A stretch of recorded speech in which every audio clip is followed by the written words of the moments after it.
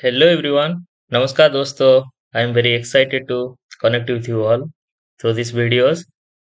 Actually, I have so many requests from our community or mining community to share insight, knowledges, and experience, relevant information from my journey in this mining industry, as well as the learning videos for quick preparation of DGMS examinations. So, before starting the videos, my goal is simply to provide practical advice and guidelines and relevant information to help on your path success. So just learn with GeoHarvest. So GeoHarvest, the mining knowledge hub, it is actually a platform where the some professionals about to sharing the knowledge and empowering every individuals from the bottom line of from the frontline workers to the top level management with valuable information and courses related to sustainable mining practices and best practices, recent advancement, and the harnessing the power of technology for development of mining industry. So actually मैं आज बहुत lucky feel करता हूँ कि कुछ भी काम हम लोग स्टार्ट करने के लिए गणेश जी को पहले स्मरण करते हैं. So let's start today. Fortunately, this video with starts with in this Ganesh Puja. So Vakratunda महाकाय सूर्यकोटि समप्रभ निर्विघ्नं कुरु देव सर्वकार्य सुसर्वदा. So may Lord Ganesha will bless you and bless your family also, bless you to choose your right direction in your life and right direction of your career. Stay healthy, stay blessed also. So let's start the videos. So what is Mines Manager Competency Certificate? So, बहुत लोगों ने आज तक उन लोग को पता नहीं चलेगा एक्चुअली माइन मैनेजर का सर्टिफिकेट क्या है. Mine manager is the certificate eligibility for to be a mines manager. So manager actually हम आग के हिसाब से जाएंगे तो manager includes mine superintendent who is appointed by the owner or agent of a mine under Section 17 of the Act as such as the responsible for control, management, supervision, direction. ये चार चीज आपको रहेगा उधर काम करने के. Basically this is the certificate righted I rightly available. It is provided by DGMS, Director General Mine Safety. So control, management, supervision, giving direction in a mine को एक तो मैनेजर रखता है. आपको डीजीएमएस कभी भी आएगा, कोई गवर्नमेंट बॉडी आएगा, आपको कोई नहीं पूछेगा. आपको पहले आके पूछेगा तो माइंस मैनेजर कौन है, पहले पूछेगा. कुछ भी होगा तो माइंस मैनेजर कौन है, ओनर कौन है, एजेंट कौन है, बाकी किसी को भी नहीं पूछेगा. So basically this is the start where how is the mining manager and what is the eligibility. So B Tech वाला दे सकते हैं और डिप्लोमा वाला भी दे सकते हैं. B Tech with after obtaining the second class manager certificate within 1 year, then after 1 year experience required in diploma also, after obtaining the second class certificate 1 year also required. So these are we are going to study mines legislation because 50% of examination questions are coming from mines legislation side. So this is there are many legislation, but I have listed here four legislations: Mines Act, Mines Rule, and the MMR, because this is a metal series, and the CMR 2017, MMR 1961. और हर ये जो video हर जो slide में ना, उधर slide के side side में एक तो आपको डू यू नो जैसा एक तो शॉर्ट क्वेश्चन क्विज मिलेगा, और वो क्विज का आंसर आप देखते रहेंगे, वो पूरा माइनिंग का अपडेट्स है. ठीक है, मैं बहुत मेहनत से ये पीपीटी बना के आप लोग को with short interval of time दे रहा हूँ, तो आप लोग कोशिश कीजिए your 100% utilization of time and my time also. So कुछ भी अगर रिलेवेंट इंफॉर्मेशन चाहिए, you can comment at the YouTube comment sections and everything. So let's start. So this is completely metal series by the GeoHarvest team. 10 sessions, 10 lectures for Mines Act 1952, 10 lectures for Mines Rule 1955, 10 lectures for MMR 1961, 3 marathon classes, one in Mines Act, one in Main's rule and one in MMR. And 5 mind management classes, which is miscellaneous. So after that, if any classes required, I have it's a mind manager DGMS examination in the first or second week of December. So if any other additional videos required, I will be sent in this my playlist. So you can hit the button and so guys, my request from my side, you all are need to support to me and patience for this. So I will thoroughly helpful. I will totally fully discuss about Minds Act and rule and followed by regulations and marathon classes. So आप लोग clear करें कि ना करें, मेरे को पता नहीं है, मैं नहीं बता सकता हूँ कि क्लियर करेंगे नहीं करेंगे, लेकिन आप लोग को मैं मेरा हिसाब से कंप्लीटली डाटा देने का कोशिश करूंगा. सो ठीक है, let's start. This is minds act creating safe mind, A complete visual guide. आपको विजुअली भी मैं समझाऊंगा. So let's start. So the structure of Mines Act 1952. It's Chapter 1 Preliminary, Chapter 2 Inspector and Certified Surgeons, Chapter 3 Committees, Chapter 4 Mining Operation and Management of Mine, Chapter 5 Provision of Health and Safety, etc. Chapter 6 Hours and Limitation of Employment, etc. Chapter 7 Leave with Wages, Chapter 8 Regulations and Rules and Bylaws, Chapter 9 Penalties and Procedures, Chapter 10 Miscellaneous. So there is basically 10 chapter and I have 10 classes. देखो mines act, आप किधर भी देखोगे ना, mines act अगर समझ लेती है तो रूल तो कुछ नहीं है, रेगुलेशन भी आपको बस पढ़ के याद करना है. एक्ट लेकिन आपको समझना है. एक्ट, रूल, रेगुलेशन तीनों अलग अलग होता है. ठीक है, let's start. Chapter 1. So this is first video for chapter 1. So every day or every within 2 day, I will circulate one videos. So please have a look and I will submit 10 quizzes for every week. Then you have to answer that, and you can buy a test series from Mind Portal or whether you want.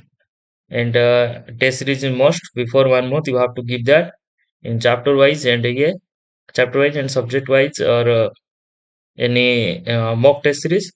That's why I keep practicing for my to give knowledge about sufficient knowledge about on this and total study on overlook study on this. Okay, so let's start the Mines Act. Mines Act 1952. Section 1 short title and extent and commencement. The Mines Act enacted on 15th March 1952. Keep in mind the Mines Act enacted on 15th March 1952 and extends to whole India. तो act जिसलिए बनता है ना, हमेशा act का एक तो होता है. क्यों ये एक्ट हुआ है? ये act is the regulation of labour and safety in mines. Act का क्या है? Regulation of labour and safety in mines. जो उतना भी लेबर है उन लोग को लेबर के लिए और सेफ्टी इन माइंस उनका सेफ्टी के लिए ही बना हुआ है. देखो माइंस एक्ट 1952 जैसे इंडिया का मैप रहता है, टोटल माइंस एक्ट, ये mines act wholly applicable in open cast underground. हर जगह आपको रिस्ट्रिक्टेड अनरिस्ट्रिक्टेड कुछ नहीं देखेगा, आपको हर जगह माइंडसेट लाना है. ओके, बेसिकली इधर तक मैं लिखा हूँ द माइंस एक्ट एक्चुअली 1952 हमारे पास आया है, but the Indian mines act 191901 first mines act in India. First mines act जो हुआ था वो 1901 में था, was applicable to British India. That's British India. After we got independence in 1947, August 15, Act number 35 in Act number 35 in 1952, we have amendment the Act 15th March in 1952, the Mines Act 1952.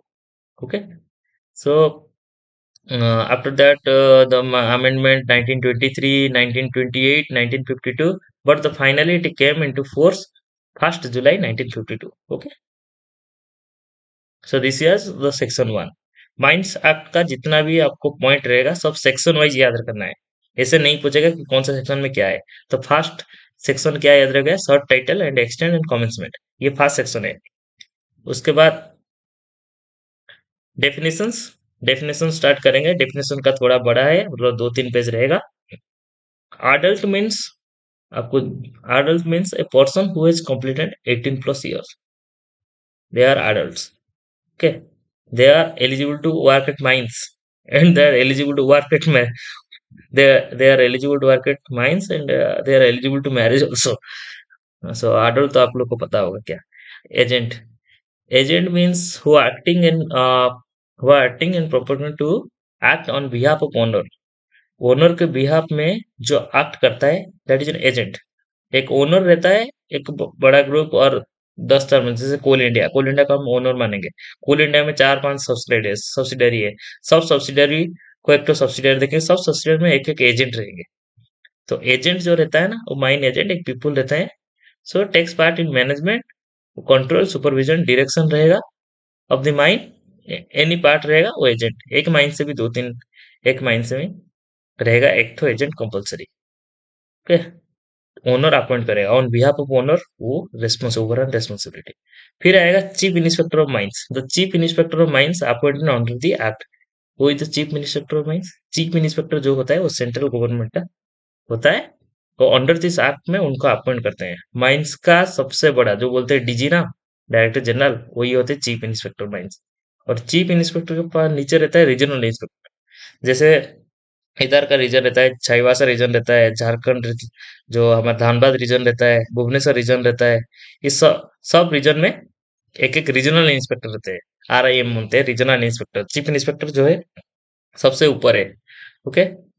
फिर रहता है committee. Committee is constituted under the section 12.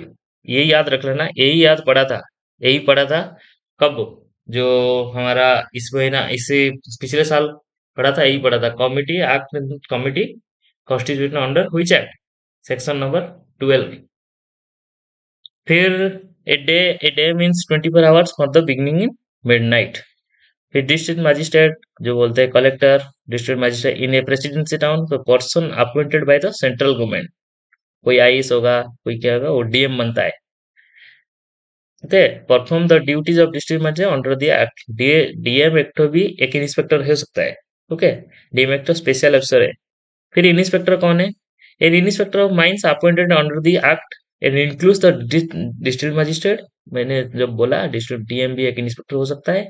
When exercising any power and performing any duty of an inspector which is empowered by this act to exercise और perform. Example CIM, chief inspector mines, RIM, ये सब लोग inspector होता है. Inspector कोई भी हो सकता है. माइंस को जो इंस्पेक्टर मतलब क्या है? जो इंस्पेक्शन आके कर सकता है. ओके. तो इधर देखो, डू यू नो में एक छोटा सा कार्टून रहता है, वो कार्टून देखेगा. कार्टून क्या बोल रहा है? Article number 246. क्या? Parliament has exclusive power to make law and respective matter. ये जो एक्ट बना है 1952, जो बोले आप लोग, March 15 को इनेक्टेड हुआ था. उसके बाद common force in July 1 1952.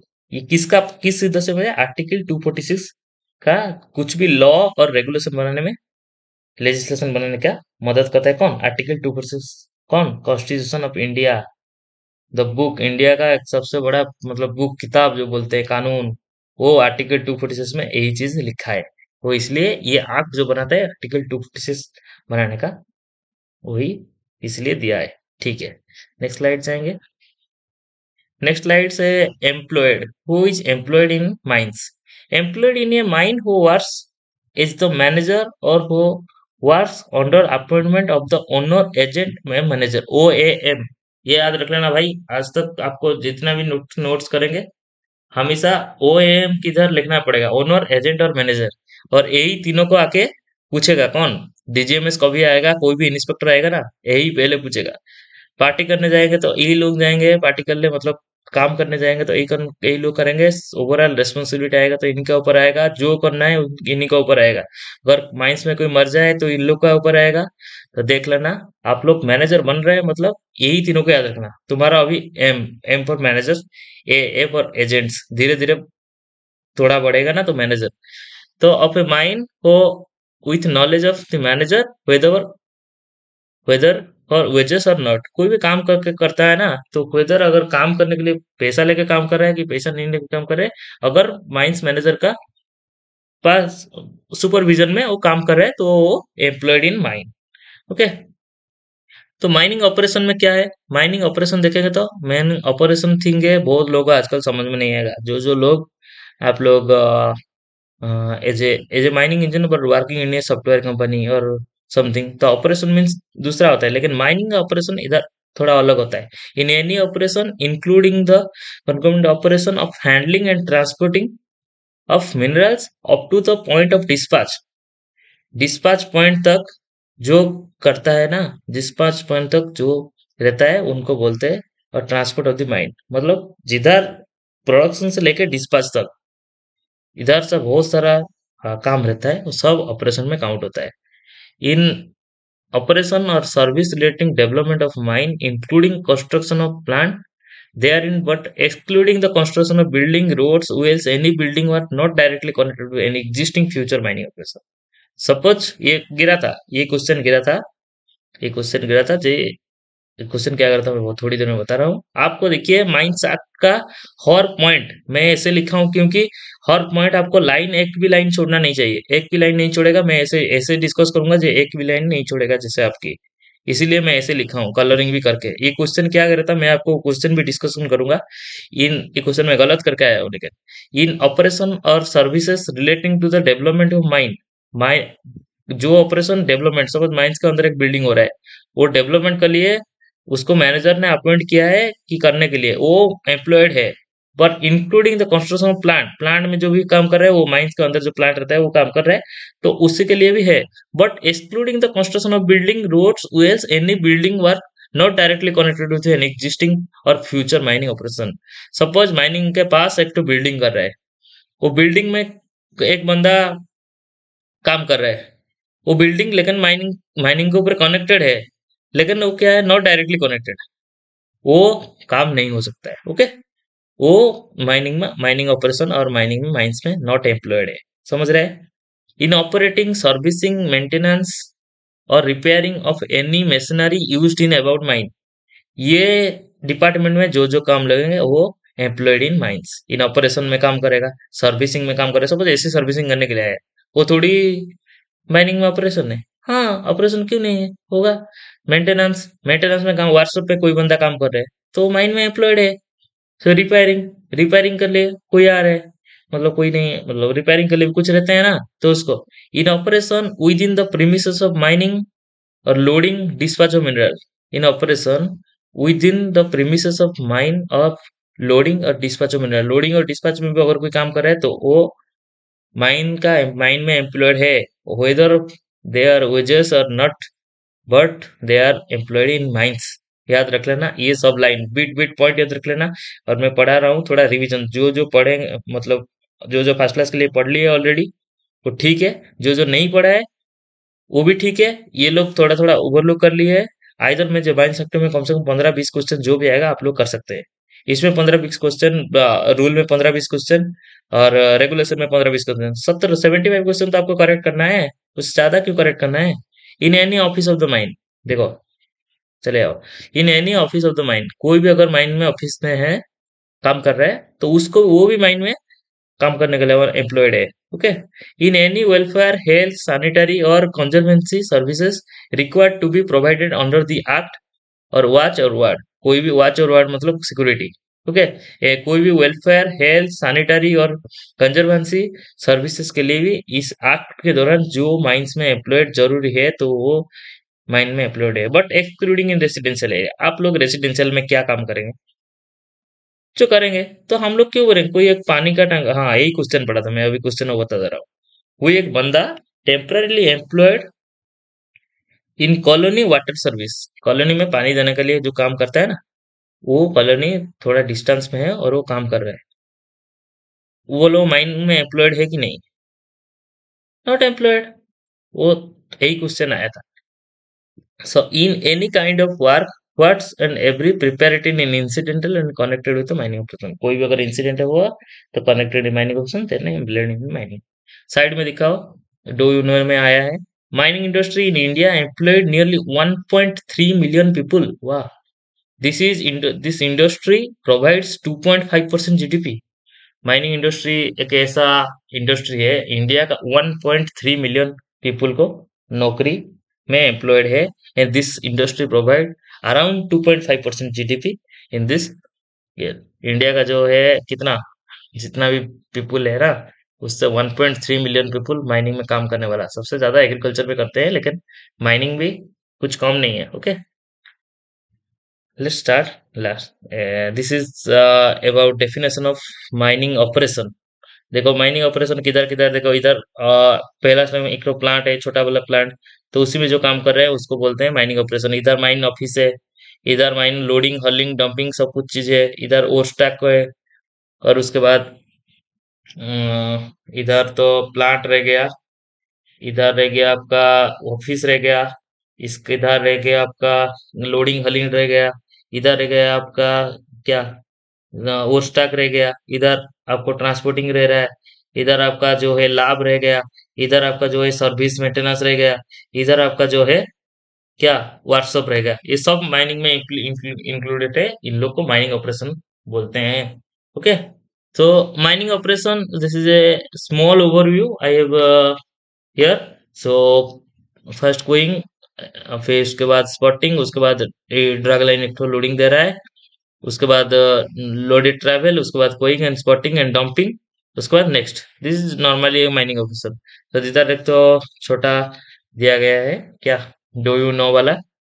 ROM का फुल फॉर्म क्या है, रन ऑफ माइन। पिछले बार एक तो प्रीवियस क्वेश्चन में यही गिरा था, run of mine. Run A run of mine था, रन ऑपरेशन माइंस था, ऐसे चार क्वेश्चंस था, मतलब चार ऑप्शंस था। तो ये क्वेश्चन का थोड़ा मतलब एक छोटा छोटा क्वेश्चन आपको हिंट के लिए मैं देता हूँ, बाद में तो क्वेश्चन आपका क्विज में प्रिपेयर करूंगा।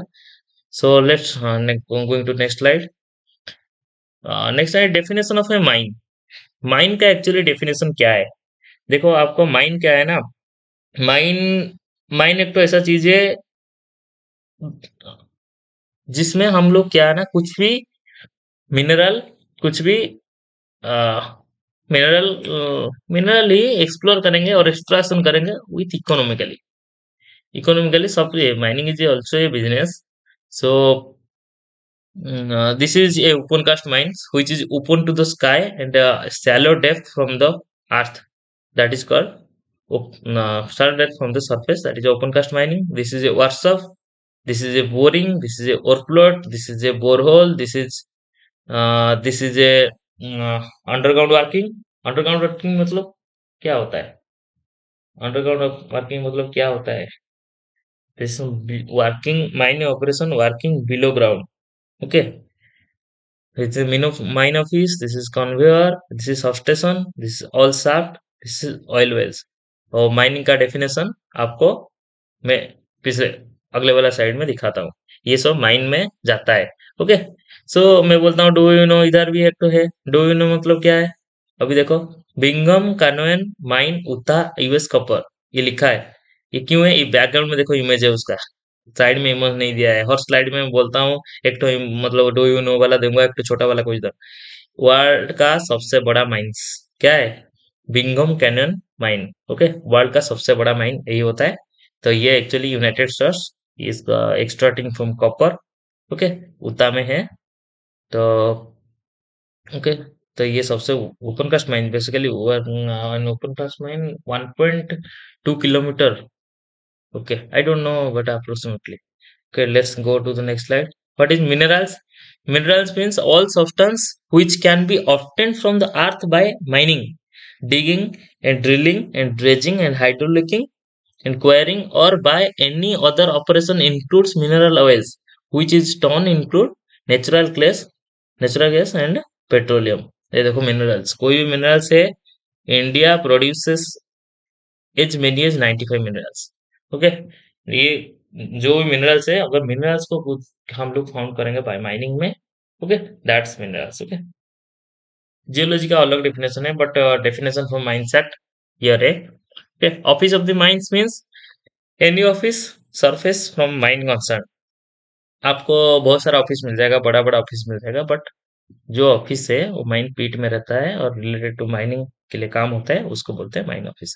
फिर ओपन कास्ट वर्किंग मैंने दिखाया था पिछले वाला फोटो में, वर्ल्ड का सबसे बड़ा ओपन कास्ट माइंस भी दिखाया था।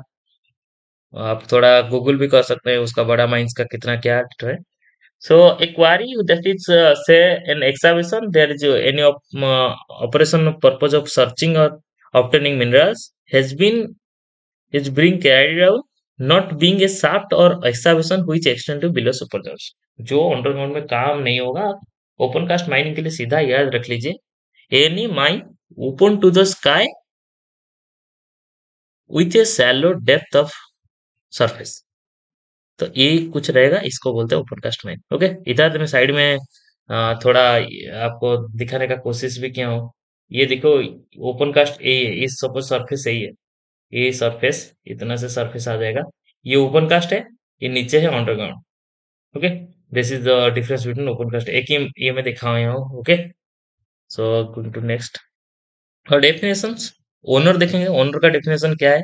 Owner means any person who is immediate proprietor or lessee or occupier of the mine of any part mine or any part. In the case of mine, the business there will be being carried out by a liquidator or receiver. एक question भी इसमें गिरा था owner के लिए। Okay, such as liquidator और receiver but does not include a person who is merely receive A royalty rent और fine from the mine. वो ओनर का पास वो नहीं है, वो रेंट लेगा, रॉयल्टी लेगा और फाइन लेगा माइन से, उसका ओनर है, खुद का ओनर है, subject to any lease grant और licence from the working there of. उसको ग्रांट मिला है लाइसेंस करने के लिए, कि तुम इसके लिए लीजी के लिए लाइसेंस मिला है, इसी लीज के काम करे। Is merely owner to owner of the soil but not interested of the mineral. यही कुछ सीधा डायरेक्टली यही पूछेगा आपको। देखो थोड़ा शॉर्ट क्वेश्चन यही इनसे ही गिरने वाला है, क्या गिरेगा, ऐसे ही गिरेगा, owner of the soil but not interested of the mineral of the mine. ये देखो यही गिरने वाला है, बट एनी कॉन्ट्रैक्टर और sublessee for working with mine but there shall be subjected to this act in like manner as if he he were an owner but not so an exempt of the owner of the any liability। उसको owner है, वो owner of the soil है, वो lease का owner है but not interested in the mineral और fine और royalty. ये चीज याद रख लेना। ओके, ऐसे देखो मैं साइड में कुछ ओनर का, कोल इंडिया एक ओनर है, एनएमडीसी एक ओनर है और उड़ीसा कॉर्पोरेशन माइनिंग लिमिटेड एक ओनर है। जैसे बहुत सारा ओनर रहते हैं, मैं तीनों बड़ा बड़ा कंपनी का लिखा हूँ, नो इंटरेस्ट इन मिनरल्स ऐसे लिखा हूँ। बट ये क्या है ना, आप देखेंगे ओनर क्या करता है ना, इस तरीके कोल इंडिया में ओनर बनाने, मतलब कोल इंडिया तो एक कंपनी का नाम है, तो वो ओनर हो गया। ओनर क्या करता है ना, उसको जो गवर्निंग बोर्ड ऑफ डायरेक्टर्स है उन लोग एक तो रखते हैं क्या, जैसे जीएम, सीईओ, कुछ टॉप मैनेजमेंट बड़ा बड़ा पोस्ट रखते हैं और उसको उनको नॉमिनेटेड ओनर बनाते हैं, उसका नाम से माइंस चलता है। सपोज ओनर का, ओएमसी का ओनर एक तो कोई आईएस साहब है, वो आईएसआर को उनका नाम बना दिया है। ओके, फिर ये डो यू नो में देखो, Coal India Limited is the largest government own coal producer in the world. It has 313 mines in 2024। ये लास्ट डाटा एक तो मैंने किसी आर्टिकल से मिला था और उसी को ढूंढ के आपको लिखा हूँ कि 313 माइंस है कोल इंडिया के पास, और largest producer of the coal in this world, government own. Private तो एक तो चाइना का कोई करता है, यूनाइटेड स्टेट्स को एक करता है, बट लार्जेस्ट ओन। फिर डेफिनेशंस, डेफिनेशंस में जाएंगे। प्रेस्क्राइब्ड मीन्स, क्या लिखा है definition, prescribed means prescribed by rule regulation और by law. What is by law? By law means एक तो हम लोग, एक तो कंपनी और एक तो गवर्नमेंट एजेंसी, एक तो माइन खुद का मैनेजमेंट से एक लॉ बनाएगा। ओके, और वो लॉ को फॉलो करने के लिए थोड़ा उनका क्या कंसर्न देगा, उसको बोलते हैं बाय लॉ। ओके, वो भी पढ़ेंगे, हम लोग क्या एक्ट में पढ़ेंगे, रेगुलेशन में भी पढ़ेंगे, रूल में भी पढ़ेंगे, बाईलॉ सब जगह में पढ़ेंगे।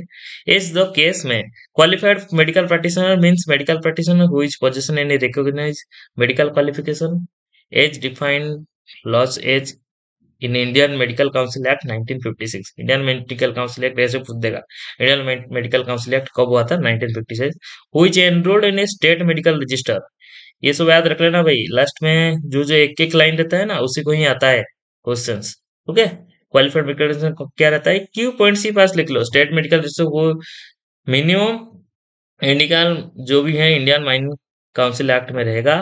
और उसके बाद क्या है ना, हुई enrolled in the state medical register. Okay, regulations means mmr 1961, rules mean means rule।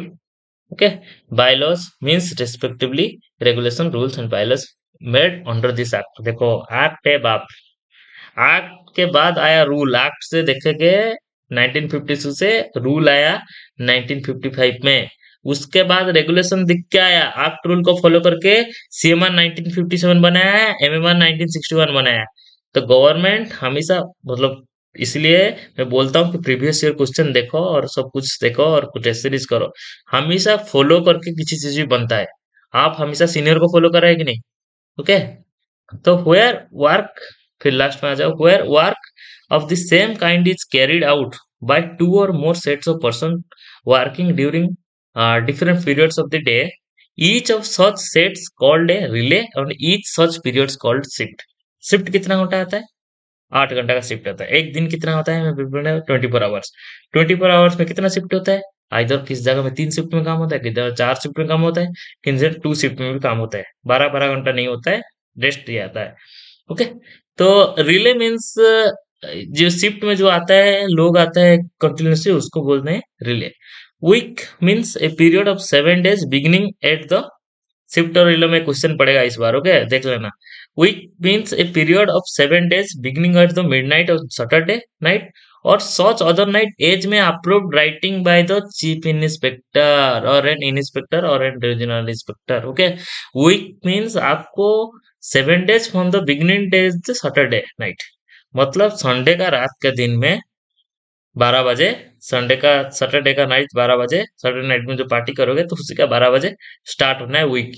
ये लिखा है। अगर सच अदर नाइट में आप स्टार्ट कर रहे हैं वीक, मतलब वीकली, वीक मतलब वीक बेसिस में वीकली डेट टेस्ट होता है। अगर स्टार्ट करते हो तो आपको क्या करना पड़ेगा? चीफ इंस्पेक्टर से परमिशन लेना पड़ेगा और एनी वो राइटिंग में परमिशन लेना पड़ेगा। ओके, समझ लिया? इधर देखो, चीफ इंस्पेक्टर में देखा श्री उज्जवल ताहा take taken as a charge of CIM Chief Inspector Mines at DG officiating at DGMS। ये सितंबर 4 या 3 में, सितंबर फर्स्ट वीक में उज्जवल सर, ये हमारे respected chief inspector mines and respected DG also from the DGMS. Okay. ये क्वेश्चन गिर सकता है क्योंकि ये पूरा करंट अफेयर में जाता है। आजकल क्या है ना, और पिछले सब तो क्वेश्चंस और नहीं गिर रहा है। सब नया नया धीरे धीरे ट्रेंड्स आ रहा है, करंट अफेयर्स आ रहे हैं। कोई 10-15 क्वेश्चन इसमें आपको मिल जाएगा। एक क्वेश्चन मेरे को तो यही लग रहा है, यही गिरेगा। आपको देखेगा ना, टोटल माइनिंग जब फैसले सब क्लियर करेंगे ना, आपको यही लगेगा कि मैं क्या पढ़ा था। बहुत कम सिलेबस है भाई, आपको पूरा मतलब इजी से क्लियर हो सकता है। आप अगर खुद एक्ट रूल रेगुलेशन पढ़ के जाएंगे, इसमें तो 50 मार्क हो ही जाएगा, 50-60 मार्क तो आ ही जाएगा। बाकी माइंड मैनेजमेंट का उतना सारा टेंशन नहीं लेना है, कुछ पढ़ो, कुछ पढ़ो, बस। ओके। नेक्स्ट देखेंगे डेफिनेशन। तो माइंस में जो इंजरी होता है ना, रिपोर्टेबल इंजरी, रिपोर्टेबल इंजरी और serious body injury. Reportable injury क्या होता है? It means any injury other than the serious body injury. Serious body injury से अदर देन है, और in all probability will involve the enforced absence of injured person from the work period of 72 hours. अगर एक बंदा, उसको क्या है ना, इंजरी हुआ है और वो 72 आवर्स तक एब्सेंट है। ओके, समझ लिया? एक बंदा का, तुम एक बंदा को कुछ भी उसका माइंस में गिर गया, कुछ गिर गया, वो 3 दिन तक नहीं आया, उसको बोलते हैं रिपोर्टेबल इंजरी। तो उसको तुमको रिपोर्ट करना है। ओके। नहीं रिपोर्ट करोगे तो फिर फंस जाओगे। आगे आगे मैं दिखाऊंगा कितना रूल एंड कितना क्या क्या सब चीज है, कैसे कैसे सबको क्या क्या नहीं करने से क्या क्या जाओगे। ओके। फिर serious body injury means any injury which involves or in probability will involve the permanent loss of any part। ये गिरा था एक तो क्वेश्चन, गिरा था question, permanent loss of any body part or section which is section of the body, the permanent loss of injury or permanent eyesight, permanent hearing, permanent loss with physical incapacity, or the fracture of any bone or more joints or any triangles of hand or foot। इसको बोलते हैं क्या? क्या बोलते हैं? Serious bodily injury. Okay. Serious bodily injury और reportable injury दोनों form J and K में। ओके, माइनर इंजरी और एक तो serious bodily injury. Major injury आपको एज पर मैनेजर्स और as per doctors, medical officer recommendation आपको भर के, आपको रिटर्न में भरना है February 20 के बीच, वो मैं बताऊंगा उसमें क्या है। ओके। सो इधर एक तो देखो, ये रिपोर्टेबल इंजरी तो मस्ट है 72 आवर्स तक। अगर कोई बंदा नहीं आया तो उसको आप लोग रिपोर्टेबल इंजरी मानते हैं। ओके, सीरियस बॉडी इंजरी यही परमानेंट लॉस याद रख लेना बस, परमानेंट लॉस यही एक परमानेंट लॉस होगा तो याद हो जाएगा। बाकी रिपोर्टेबल इंजरी मतलब 72 आवर्स और 3 डेज। ओके, फिर डू यू नो में आया है क्या आपको फर्स्ट क्लास क्लियर कर, फर्स्ट क्लास के लिए दे रहे हैं जो लोग फर्स्ट क्लास सेकंड क्लास वो माइंग मेट प्लास्टर फोरमैन जो भी दे रहे हैं उन लोग के लिए क्या है, mandatory first aid training. Okay, first aid training का सर्टिफिकेट अगर कर लिए मेडालियन होगा कि वाउचर की सीनियर होगा कि अभी तो वाउचर नहीं है, सीनियर और मेडालियर जो भी है। तो अगर दोनों में अगर नहीं है तो कर लीजिए, नहीं तो फर्स्ट क्लास के टाइम में आपको वेरिफिकेशन में नहीं करेगा। ओके, कि नहीं तो कुछ भी स्टैट्यूटरी एग्जाम्स का वेरिफिकेशन फर्स्ट क्लास मैंडेटरी हो गया, 11 डेज का ट्रेनिंग होता है। तो इधर देखो, इधर रिपोर्टेबल इंजरी, इधर एक जो सीरियस बॉडी इंजरी में लिख दिया हूँ। ओके, नेक्स्ट देखेंगे। नेक्स्ट है 3 number, act not apply in certain cases. किस जगह में मैंडेटरी है, किस जगह में ऑप्शनल है, तो एक्ट कहाँ कहाँ काम होगा। Okay, the provision of this act except content in this 7, 8, 9, 40, 45, 46। ये क्या है ना, कोई सब जगह में provision of this act except दो, ये नो जो एक्ट 7 से 6 जो एक्ट है ना, हर जगह में एप्लीकेबल है। ओके, 7, 8, 9, 40, 45, 46। ओके, ये 7 में इंस्पेक्टर मतलब क्या है, 7 में रहता है कि इंस्पेक्टर के बारे में थे। ओके, 7 में रहता है power of inspector in mines. 8 में रहता है क्या, power of special officer entry. 9 में रहता है क्या, फैसिलिटी अफोर्डेबल टू इंस्पेक्टर। ये हर जगह में आपको एप्लीकेबल करता है। Okay, any mine or any part of mine which excavation is being made for the prospecting purpose only, not the purpose of obtaining a mineral। इधर मैं दिखाऊं, देखो आपको मैं बोला कि इधर एक्सप्लोर करना है, वो भी एक्सप्लोरेशन था, वो भी ये था, तो इसको माइनिंग बोलते हैं। इधर तो बोरवेल खुल रहा है कोई बंदा, तो उसको माइनिंग करना बोल सकते हैं क्या, वो नहीं मान। इधर कोई बंदा छोटा छोटा हमको क्या मछली का चाष करने के लिए, मछली का एग्रीकल्चर करने के लिए वो ऐसे किया है, तो उसको क्या करेंगे, उसको थोड़ी बोलेंगे कि ये माइनिंग है। Mining means excavation is being made for obtaining mineral और सेल, यही करते हैं। ओके, इधर देखो वो बंदा एक खुदाई कर रहा है, उसको थोड़ी बोलेंगे। इधर देखो एक्सप्लोरेशन हो रहा है, इसका मतलब इधर माइनिंग होने का चांसेस है। ओके, तो ये जीएसआई एक तो गवर्निंग बॉडी है, इसका भी क्वेश्चन आया था। जीएसआई का फुल फॉर्म क्या है, जियोलॉजिकल सर्वे ऑफ इंडिया, एक नॉन प्रॉफिट ऑर्गेनाइजेशन है जो प्रोस्पेक्टिंग एंड एक्सप्लोरेशन का के area reserve and resources calculate करके गवर्नमेंट इंडिया को डायरेक्टली देता है for pre obtaining mineral exploration. Okay, ठीक है। फिर नेक्स्ट जाएंगे, act not apply section apply in on 7, 8, 9, 40, 45, 46। ये हर जगह एप्लीकेबल है। ओके, फिर अप्लाई फॉर प्रोस्पेक्टिंग मिनरल्स और नॉट ऑब्टेनिंग, मैक्सिमम अगर 20 लोग काम नहीं करेंगे। ओके, 20 लोग एक खुदाई में काम करना पड़ेगा, मैक्सिमम 20 लोग। उससे मिनिमम 20 लोग काम करेंगे तो हम लोग क्या बोलेंगे उसको, कुछ वो जगह में एक्सावेशन नहीं है, no superjacent ground. Okay, no superjacent ground means अगर अंडरग्राउंड काम होगा तो माइंस एक्ट लागू होगा ही होगा। अगर 20 आदमी से ज्यादा काम कर रहे हैं लागू होगा ही होगा। ओके, इन कोल डेप्थ 15 मीटर से ज्यादा अगर खुदाई कर रहे हैं कोल एरिया में, तो उसको क्या बोलते हैं, माइंस एक्ट लागू होगा ही होगा। ओके, इन मेटल 6 मीटर, ये याद रख लेना, कोल 15 मीटर, मेटल 6 मीटर। ओके, कोल में आपको क्या है 15 मीटर याद रखना, और मेटल में जो है 6 मीटर याद रखना। 6 मीटर से ज्यादा डेप्थ हो जाएगा तो माइंस एक्ट लागू है फॉर प्रोस्पेक्टिंग ऑफ मिनरल। आपको 6 मीटर से ज्यादा हो गया मतलब माइंस एक्ट लागू है। उधर आपको 50-60 आदमी लेके काम कर रहे हैं, कोई भी माइंस एक्ट में कुछ काम नहीं, मतलब कुछ मानेंगे नहीं, मतलब सीधा गवर्नमेंट में आके सस्पेंड करके चला जाएगा। ओके, कोल में भी ऐसा है, अगर 15 मीटर से ज्यादा खोल रहे हैं कोई कोल लीची का अंदर, उधर गवर्नमेंट आएगा, कोई स्पेशल अफसर आएगा ना, तो आपको गया। अगर आज किसी गवर्नमेंट को इंटीमेशन नहीं देके माइंस एक्ट नहीं मान के आप क्या करते हैं, बिलो ग्राउंड में काम कर रहे हैं, रेट वाल माइनिंग काम करते हैं, सबसे ज्यादा इंसिडेंट 2015, सिंस 2015 से आप 2024 तक इंसिडेंट में उस दिन देख रहा था, सबसे ज्यादा इंसिडेंट है क्या, जो हिमालयन रीजन में वो लोग बोलते हैं ना, मेघालय वगैरह में, rat hole mining, illegal mining. वो क्या है, ऐसे रैट होल जैसा छुप के जाके कोई और बॉडी है उससे लेके आ जाते हैं, उसको बोलते हैं क्या, इलीगल रैट होल माइनिंग। तो उसमें ज्यादा से ज्यादा एक्सीडेंट है। ओके, समझ लिया। फिर ऊपर में देखो ऐसे कुछ एक्सप्लोरेशन कर रहा है किसी को ना बता के, ज्यादा आदमी यूज कर रहे हैं, तो माइंस एक्ट प्रोस्पेक्टिव मिनरल्स के लिए एप्लीकेबल होगा कब? जब मैक्सिमम 20 से ज्यादा काम करेंगे, ये सब चीज लागू होना चाहिए। थोड़ा उसका एक्ट में पूरा डिटेली लिखा है, इतना बड़ा बड़ा लिखा है, थोड़ा ओवरलुक कर देंगे, मैं तो ये तो समझा दिया, यही बेसिक है। उसके बाद section 3, not more than 20% are employed in on a one day in connection with such exception.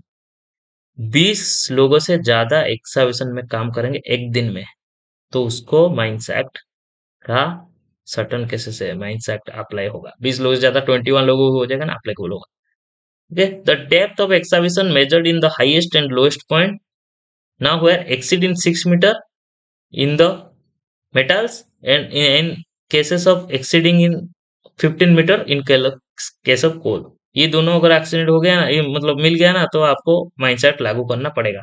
No part of such exception extend below superjacent ground. अगर कोई बिलो ग्राउंड में काम कर रहा है बिना बता के, बिलो ग्राउंड लग गया मतलब माइंडसेट लागू होगा। Okay, any mine engaged in the extraction of kankar, moorum, laterite, boulder, gravels, single ordinary sands, excluding moulding sand, grass, ये चीज याद रखना। एक्सक्लूडिंग क्या क्या क्या ये गिरेगा कि इसके अंदर कौन, इसके अंदर ये जो सैंड है ना, सब सैंड दिया है, ग्लास सैंड, ये सब सैंड, उसके बीच में एक तो दे देगा बोल्डर की लैटेराइट। आइडेंटिफाई जो एक्सट्रैक्शन क्या है ऐसे बोल देगा। Ordinary clay excluding kaolin, china, china clay and white clay और fire clay. Okay, building stone and state slate and road metal and earthy fullers, arts and mark chalk, limestone, ये सब चीज के लिए एप्लीकेबल नहीं होगा। Okay, in mine agreed extraction वही दिया है, एक्सक्लूडिंग यही चीज के लिए एप्लीकेबल, क्यों कौन सा एक्सक्लूडिंग है कौन सा इंक्लूडिंग है, किसका एप्लीकेबल। इधर देखो आईबीएम इंडियन, ये भी आईबीएम का याद रखना है ना, IBM means Indian bureau of mine. Okay, दो गवर्निंग बॉडी रहता है। ओके, एक रहता है DGM, director general mine safety, वो सेफ्टी में देखता है। और आईबीएम देखता है क्या, प्रोडक्शन देखता है, किधर क्या मिनरल्स देखता है, कहाँ एक्सप्लोर क्या, कहाँ तुम किधर से इलीगल हो रहा है, किधर क्या हो रहा है, सब चीज आईबीएम देखता है। तो हमारा भी इसमें मिनरल्स देखेंगे तो 95 मिनरल्स जो इंडिया प्रोड्यूस करता है, उसमें तीन टाइप का मिनरल्स होता है, major, minor and critical. Okay, important for the जो मेजर मिनरल है वो तो majorly available in the earth crust, and the minor mineral है जो ये सब चीजें ऑर्डिनरी सैंड, कंकर, मोरम, ये सब माइनर मिनरल्स है जिधर मिनरल का रिच बहुत कम मिलता है। और क्रिटिकल मिनरल है important for transition to clean energy और low carbon economy, cobalt, graphite, nickel, ये सब है क्रिटिकल मिनरल्स। ओके, समझ में आया? ये देखो, फुलर्स आर्थ and Morley chalk limestone ordinal clay, ये देखो फर्स्ट फुलर्स आर्थ है ऐसा, फिर ये मोरूम है। ओके, ये फिर ऐसा आउटक्रॉप ऐसा दिखा गया है, और ये सैंड है।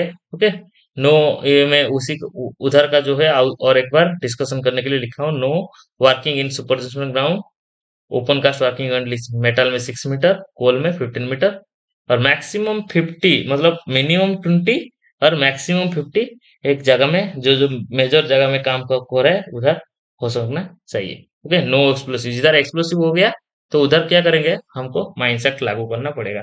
बिना एक्सप्लोसिव, इसमें एक लाइसेंस दिखता है, पैसो दिखता है। ओके, परमिशन के लिए पैसों से चाहिए। ओके, फिर आएगा सेंट्रल गवर्नमेंट में नोटिफाई एनी नेसेसरी और desirable in official gazette if it's applicable. Central government क्या है ना, भारत सरकार नोटिफिकेशन देगा भारत राजपत्र में, okay, the gadget of India में, कि क्या क्या एप्लीकेबल है, क्या क्या नॉट एप्लीकेबल है। सपोज कुछ गाइडलाइंस आ गया, कुछ चेंज करना पड़ेगा एक्ट से, कुछ चेंज करना पड़ेगा रेगुलेशन से, कुछ चेंज करना पड़ेगा रूल से, तो भारत का राजपत्र जो है पार्लियामेंट से एक बिल पास होता है, उसके बाद गैजेट ऑफ इंडिया में नोटिफिकेशन होता है। It the duty of manager agent of mine inform prescribed authority regarding the provision of the act. कोई अगर भारत राजभर में कुछ आ गया तो क्या करेगा ना, it's the duty of owner agent manager, क्या करता है ना, इन्फॉर्म करेगा किसको, सबको, इन्हें प्रेस्क्राइब्ड मीटर, एक तो नोटिस बोर्ड रहता है, वो नोटिस बोर्ड में मार के रखेगा। Okay, so hope you all are understand. Next, next है reference to the time of day, reference to the Indian standard, ये सेक्शन नंबर 4 है, इसको भी याद रख लेना क्योंकि एक क्वेश्चन गिरा था इस बार जो माइनिंग ऑफिसर एग्जाम है ओपीएससी का, इधर गिरा था कितना टाइम जोन है, देयर इज 24 टाइम जोन्स, याद रख लेना।